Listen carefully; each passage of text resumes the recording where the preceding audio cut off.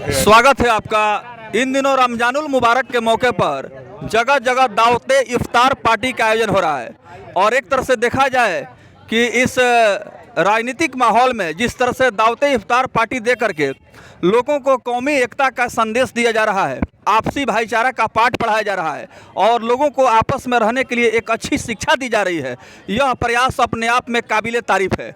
आवश्यकता इस बात की है कि इस तरह का आयोजन समय समय पर होते रहना चाहिए ताकि लोगों को एक सूत्र में बांधा जा सके और आपसी सद्भाव कायम किया जा सके। हमारे साथ सिवान के एक चर्चित समाज सेवी हैं जो लंबा राजनीतिक अनुभव रखते हैं और हाल ही में इन्होंने बिहार विधान परिषद से सिवान में निर्दलीय एमएलसी का चुनाव लड़ने का काम किया और इस बार हम देख रहे हैं कि इनका जो चुनावी जो दौरा चल रहा था उसमें खास तौर पर अपने बातों को बड़ी मजबूती से रख रहे थे। चलिए उन मुद्दों पर न जाकर के दावते इफ्तार के बारे में हम सैयद महबूब आलम से बातचीत करेंगे। सैयद महबूब आलम दावते इफ्तार पार्टी में यहाँ शरीक हुए और हमारे न्यूज़ चैनल के माध्यम से क्या कुछ वो कह रहे हैं, सीधे हम उनसे आपको मिलवाते हैं। बहुत बहुत स्वागत है महबूब साहब आपका। ठीक है, धन्यवाद आपके चैनल को। क्या कहेंगे आयोजन के बारे में? आयोजन तो अफ्तार पार्टी है। आज फैजी बाबू के किला में आज अफ्तार पार्टी हुई, जिसके लिए मैं फैजी बाबू को तहे दिल से मैं उनको धन्यवाद दूंगा और सबसे ज़्यादा मैं यहाँ के आवाम को, सिवान की जनता को मैं धन्यवाद देना चाहूँगा कि आज वो हर धर्म के लोग यहाँ एकजुट हुए और होने के बाद आज जो है उन्होंने ये परिचय दिया कि एकता का यही जिला सिवान में हमारे हमेशा जो है ना, एकता हमेशा इस तरह से बना रहा है। हमेशा जो है एक दूसरे के लिए लोग समर्पित रहे हैं। जी नेताजी, मैं आपसे यह जानना चाहूँगा, क्योंकि पहले भी दावते इफ्तार का आयोजन होता था लेकिन हम देख रहे हैं कि इन दिनों दावते इफ्तार जो है एक तरह से काफ़ी बड़े पैमाने पर अपना एक दमदार जगह बना चुका है। पहले कहीं कहीं हम देखते थे कि सियासी लोग करते थे, लेकिन अब देख रहे हैं कि सभी दल के लोग भी इसको खूब बड़े पैमाने पर कर रहे हैं। तो इस तरह की जो माने इंतजाम हो रहा है उसको लेकर के क्या कहेंगे? ना, इसको सियासी मामला में नहीं लिया जाए। ये बहुत पवित्र महीना है, ठीक है ना। इस महीने को हमको तो लगता है कि सिवान के सिर्फ मुस्लिम ही रोज़ा नहीं रखते हैं, हिंदू धर्म के लोग भी रोज़ा रखते हैं। और आपको शायद आपको अंदाज़ नहीं है, आपके चैनल से बता दें कि मेरे बहुत सारे दोस्त हैं जिनकी मदर जो है ना आज भी जो है ना ये फास्टिंग रखती हैं और इस फास्टिंग का क्या फ़ायदा है ये वही जानती हैं। ये डायरेक्ट गॉड से रिलेटेड ये फास्टिंग होता है। इसलिए आज मैं 27 रमज़ान की शब है, शब कदर की रात है। आज मैं यही आह्वान करूंगा सिवान के मुसलमानों से कि आज की रात वो ना सोएं। आज की इबादत की रात है। इस रात को जो सोया वो खोया। इसलिए इस रात का ज़्यादा से ज़्यादा जो है ना बेनिफिट उठाएं अपने लिए, अपने बच्चों के लिए, आवाम के लिए, कौम के लिए और हर धर्म के लिए दुआएं करें कि मेरा शहर अमन चैन में रहे। यही दुआ है मेरी आपसे। अच्छा, देखिए आपने कहा कि अमन चैन शांति सुकून जो है यह सबसे बड़ा मुद्दा है और होना भी चाहिए। और दावते इफ्तार में हर समाज, हर समुदाय, धर्म, मजहब के लोग शामिल होते हैं। आज का जो कार्यक्रम रहा यहाँ आपने देखा कि जनप्रतिनिधि, प्रशासन के लोग, समाज सेवी, हर समुदाय के लोग आए, तो कैसा लग रहा है? नहीं, बहुत अच्छी बात है, खुशी की बात है। ऐसा ही होना चाहिए। ऐसा होने का यही मैसेज जाता है कि सिवान की जनता को कोई बरगला नहीं सकता है। सिवान की जनता को कोई बरगला नहीं सकता है। इसको किसी कौम से ना जोड़ें। हिंदू, मुस्लिम, सिख, ईसाई सब मिल के हर त्यौहार को बड़ी अच्छे ढंग से, बड़ी खुशी से मनाते हैं, एक दूसरे के यहाँ जाते हैं।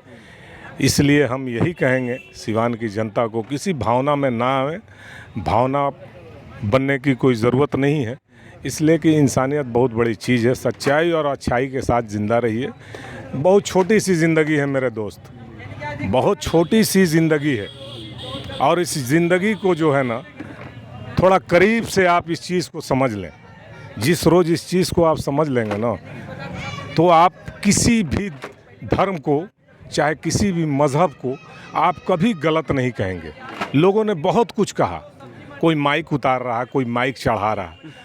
पूरी ज़िंदगी तुम्हारी बीत जाएगी ना, वो आवाज़ ख़त्म हो सकती है, तुम ख़त्म हो जाओगे, मगर वो जो आवाज़ है ना, जिसको कहा जाता है अल्लाहू अकबर, वो ना कभी ख़त्म हुआ है और ना कभी ख़त्म होगा।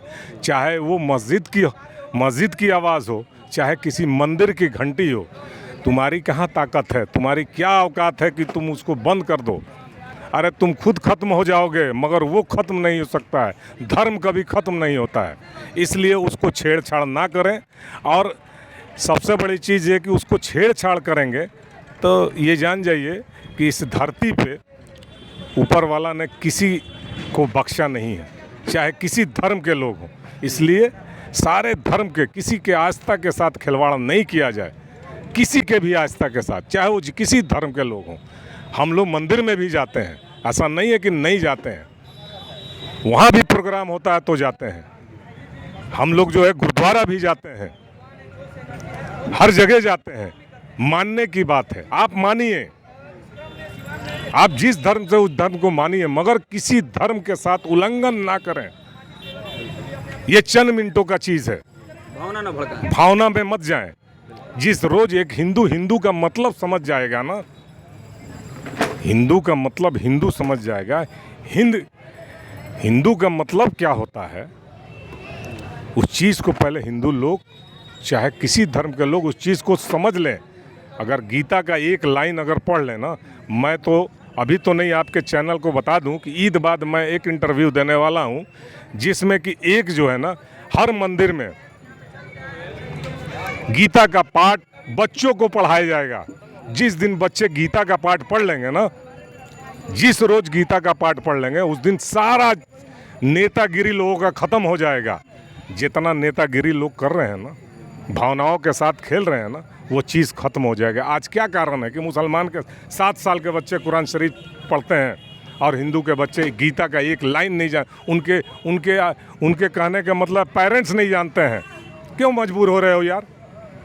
ब्राह्मण के पास क्यों मजबूर हो रहे हो? पूजा खुद क्यों नहीं करते हो? खुद सीखो, खुद करो। सारी पढ़ाई तुम करा रहे हो, यहाँ से लेके पिलानी भेज रहे हो बच्चों को पढ़ने के लिए, और गीता का एक लाइन बच्चा नहीं जानता है, तो बच्चे को तो भावनाओं बनाया जा रहा है। इसलिए शिक्षा की मैं ईद के बाद एक इंटरव्यू दूंगा सारे धर्म के लोग साथ, कि वो एक पाठशाला खोलें जिसमें सिर्फ गीता की पढ़ाई होगी, और उसमें 7 साल से लेके और 27 साल तक के बच्चे उसमें तालीम लेंगे। जब वो तालीम लेंगे ना, तभी समझेंगे कि हिंदू, मुस्लिम, सिख, ईसाई क्या होता है। धर्म से ऊंचे हट के वो हमेशा जो है ना कार्य करेंगे। इसलिए मैं तो पूर्व MLC सैयद महबूब आलम मेरा नाम हुआ, और मैं इसी शहर सिवान का रहने वाला हूँ, आपके बीच के रहने वाला हूँ, आपका बेटा हूँ, आपका भाई हूँ, आपका भतीजा हूँ। इसी के साथ मैं धन्यवाद। भारत है, जो हिंदुस्तान है, ये एक बगीचा है जिसमें भिन्न भिन्न तरह के फूल खिलते हैं। तो उसमें हर धर्म के लोग रहते हैं और हर धर्म को लेके ही चलेंगे, तभी हिंदुस्तान की तरक्की होगी और तभी हमारा देश आगे बढ़ेगा। अगर हम कोई कम्युनिटी को छोड़ देंगे तो हमारा देश पीछे हो जाएगा। तो उसको देखते हुए कि हम जब बैठते हैं तो हर धर्म के लोगों को मिला के जब बैठेंगे तो मोहब्बत पैदा होगी, और अगर कोई भी कम्युनिटी छूट जाएगी तो उसमें रंजिश रह जाएगी। तो उसको देखते हुए हम लोग ने जो इफ्तार पार्टी की, हर धर्म के लोग, हर कम्युनिटी के लोग थे, तो इससे क्या हुआ कि लोगों में मोहब्बत मिली। जब मिलते बैठते रहेंगे तो मोहब्बत बनेगी, और जब दूर रहते जाएंगे तो फिर आपस में जानते ही हैं कि फिर नफ़रत पैदा होने लगती है। तो इस तरह से आज मानवता को यही है कि मानव एक दूसरे के करीब आए, क्योंकि आज मानव सिर्फ मोबाइल से घिरा हुआ है, इलेक्ट्रॉनिक चीज़ों से घिरा हुआ है। तो आज ज़रूरत है कि मानव एक दूसरे से मिल के रहे। जी। तो देखिए, इन्होंने कहा कि आपसी मिल्लत की आवश्यकता है और शांति सद्भाव बनाए रखने की ज़रूरत है। सबसे बड़ा सवाल यह है कि जिस तरह से हम लोगों ने देखा, बिहार सरकार के जो अल्पसंख्यक कल्याण मंत्री जमा खान का आगमन हुआ था, और जो हुसैन डे मनाया गया था, वहाँ भी फैजी बाबू का बहुत बड़ा कार्यक्रम में योगदान रहा, और उन्होंने इस कार्यक्रम को सफल बनाने में बढ़ चढ़ करके अपना ताउन किया। और साथ ही साथ आज रमजानुल मुबारक के मुक़द्दस महीने पर दावत इफ्तार का आयोजन करके तमाम लोगों को एक जगह उन्होंने लाने का काम किया, और एक बहुत ही शानदार संदेश गया है पूरे समाज में, जिससे कि इन्होंने कहा कि आज आवश्यकता इस बात की है कि न हिंदू बनूंगा न मुसलमान बनूंगा, न हिंदू बनूंगा न मुसलमान बनूंगा, इंसान का औलाद हूँ, इंसान बनूंगा। यानी इंसानियत जब जिंदा रहेगी तभी ये धर्म मजहब हर कुछ रहेगा। इसलिए आज ज़रूरत इस बात की है कि आपसी मेल मोहब्बत को बढ़ाना है और इंसानियत को यहाँ पर मजबूत रखना है, जिससे कि समाज की तरक्की हो और मानवता जिंदा रहे। एक सवाल सर आपसे, चूँकि हम देख रहे हैं कि जिस तरह से आप लगातार सामाजिक कार्यों में सक्रिय हुए हैं और बढ़ चढ़ करके आप हिस्सा ले रहे हैं, ऐसे चुनाव है आपका चेयरमैन का, उसमें भी आपने मजबूत दावेदारी पेश की है, तो रमजानुल मुबारक के मौके पर अपने पूरे तमाम सिवान नगर परिषद के जनता को क्या शुभकामना देंगे? देखिए, सबसे पहले तो मैं अपने सिवान नगर वासियों को ये कहूँगा कि रमज़ान का जो महीना है ये संदेश देता है कि लोगों में आप अपने चीज़ों को बांटिए। आपके पास अगर 2 है तो एक अपने भाई को दे दीजिए, तो इससे क्या होगा, मोहब्बत बनेगी। तो अगर आपके पास थोड़ा सा खाना है, थोड़ा सा अपने दोस्त को बांट दीजिए, अपने भाई को बांट दीजिए, तो इससे क्या होगा कि आपके भी पेट भर जाएगा और आपके भाई का भी पेट भर जाएगा। इससे एक बहुत अच्छी मिसाल बनेगी। तो इसी को देखते हुए ना कि लोगों में आज क्या है कि आप देखिए कि महंगाई किस तरह बढ़ गई है, लोग खाने के लिए बहुत दर की ये हो रहा है। तो हम चाहे गरीब हो चाहे अमीर हो, सबको एक मेज़ पे लाना चाहते हैं, हर कम्युनिटी के लोग को एक मेज़ पे लाना चाहते हैं, जिससे मोहब्बत का आगाज़ हो और मोहब्बत हर जगह पूरे हिंदुस्तान में फैले। बहुत बहुत धन्यवाद सर, शुक्रिया।